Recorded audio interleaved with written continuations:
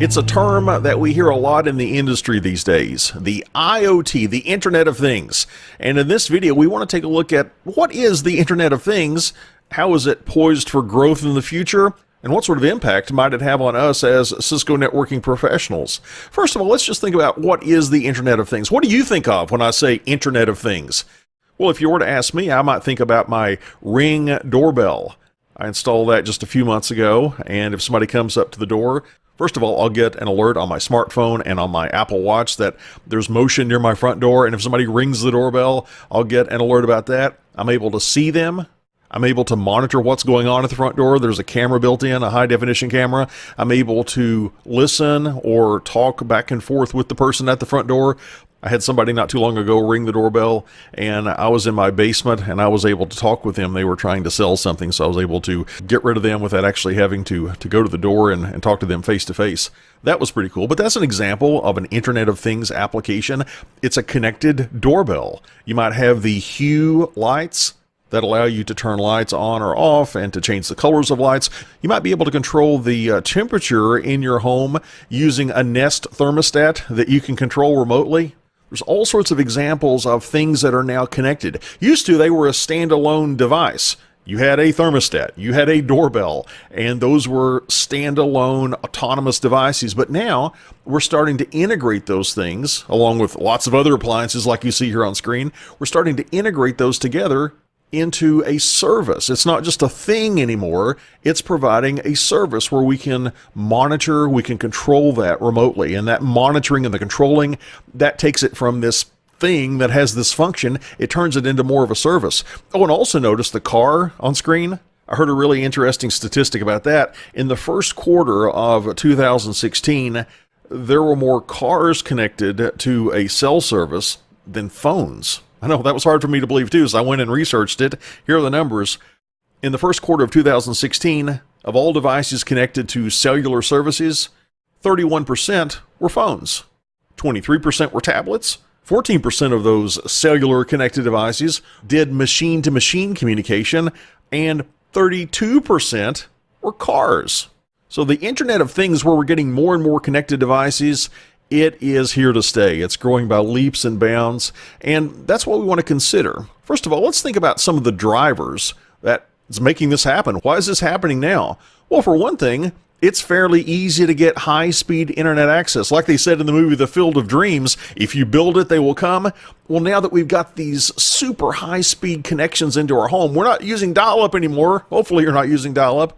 No, we've got broadband connectivity coming in, maybe through a cable modem, maybe through Google Fiber or something like that, but we can get really high-speed, low-latency, highly reliable networks in our home, in our businesses, and one way to leverage that available bandwidth is to connect more things to the network, to use that bandwidth. And of course, more and more devices have Wi-Fi built in. And not just Wi-Fi, we've also got devices with cellular connections. In fact, here's one that just came to mind. I was recently diagnosed with sleep apnea, where I was stopping breathing multiple times during the night. That's kind of scary.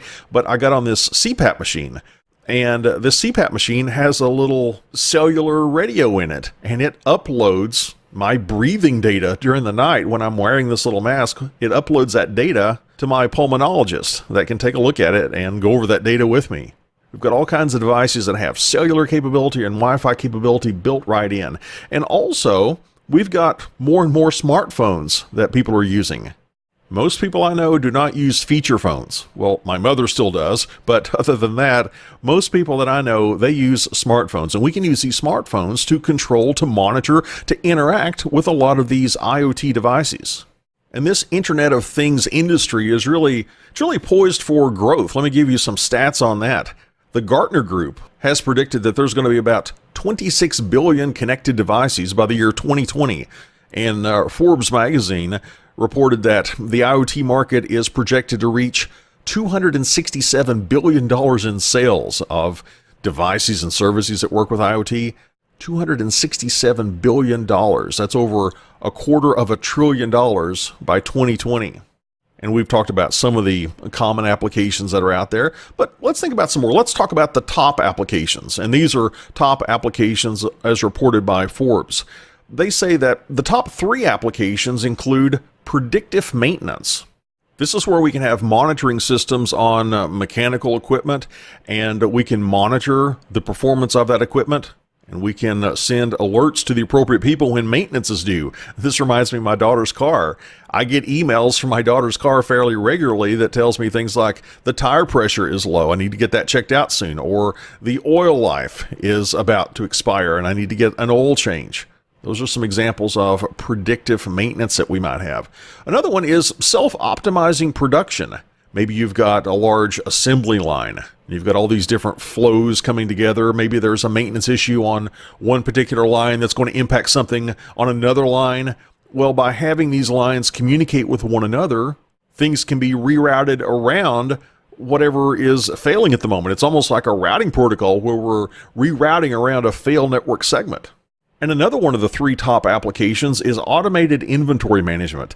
The example that comes to mind here is Heineken. When they sell a keg of beer, they have a monitor on that keg of beer that gets delivered to the bar, and they're able to monitor the amount of beer in the keg and monitor the freshness of that beer. And that way they can make sure that the bar never runs out.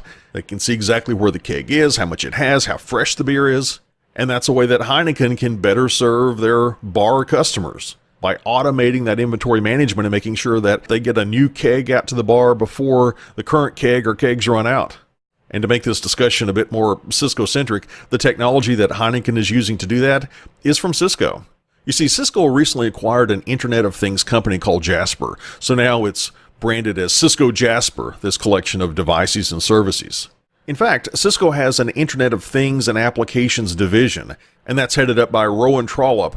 And I was at Cisco Live in Las Vegas in 2016, and he gave a great presentation. And one of the things that really resonated with me from that presentation was when he talked about the three different waves of how information technology has impacted business. The first big wave, if we could call it that, is sort of the computing wave. Back in the 1950s and 60s, where businesses were getting these big IBM mainframes to offload processing tasks.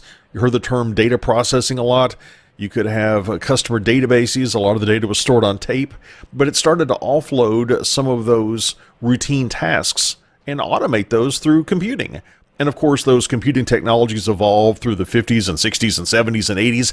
And then in the early 1990s, when the first web browser became available, that's when the internet started to really impact business in the second wave. You might remember the term the information superhighway. That sounded like something very futuristic, I remember, back in the 1990s. But by having this information superhighway, by having the internet available to businesses, suddenly businesses were better able to communicate with their partners and their customers, as well as communicate internally. And now in this third wave, the Internet of Things is having yet a different impact on business. Rowan Trollope says that the first two waves changed what we did. We changed how we did tasks through computing and through internet connectivity. But he says that this third wave, this Internet of Things wave, is going to change what businesses make. Computing and the internet really didn't do that so much. It didn't change the way that thermostats were made. Maybe we could make them more efficiently and get them to more customers, but it didn't fundamentally change the design of a thermostat. However, now with the Internet of Things, we're building in Wi-Fi connectivity. It's going to be controlled by a smartphone anywhere around the world. The Internet of Things is actually changing what businesses are going to make. So I hope you're convinced that the Internet of Things is going to have a major impact on business and our careers as well. So as networking professionals, what do we need to think about? Well, there are certainly lots and lots of implications, and there's lots of white papers you could read on that. Just wanted to touch on a few here in this video. One of the big ones is security. Think about it. We've got all these devices around the world, and they're on the internet. That's a little scary when you think about it in terms of security. So we need to have good security so somebody doesn't come in and compromise maybe our home security system or something in our car. So security is going to be a big deal when it comes to the Internet of Things. And another thing that we need to think about is infrastructure. We need to have an infrastructure in place that's going to support all these different applications. And one of the first things I think about when I think of the Internet of Things is, well, it's good that we've got IP version 6 addressing now instead of IP version 4, because there certainly would not be near enough IP version 4 addresses to go around. We were already out of IP version 4 addresses. We certainly couldn't start to assign those to our cars and our thermostats. But the great news is with IPv6, we've got plenty of IP addresses to go around. However, just because these IoT devices are running IP version 6, that doesn't mean that they've got a full-blown gigabit network interface card in them. That could take up a lot of power. That might take up more room inside of the device than the designer wants to give up. So there are some different protocols that we're starting to see with the Internet of Things, and I just wanted to touch on a couple of them. The first one is 6-Low WPAN. And that stands for IP version 6 over low-power wireless personal area networks. This allows us to put IoT technologies in a very small form factor that take up relatively little power. They don't have a lot of bandwidth, but we don't really need a lot of bandwidth maybe for some of the monitoring and the control functions that we're doing. So this is a protocol that you might run into, 6-Low WPAN.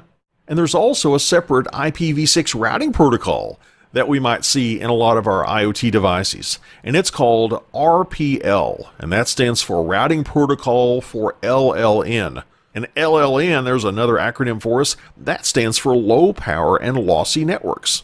So we've got this IPv6 routing protocol for these low power lossy networks.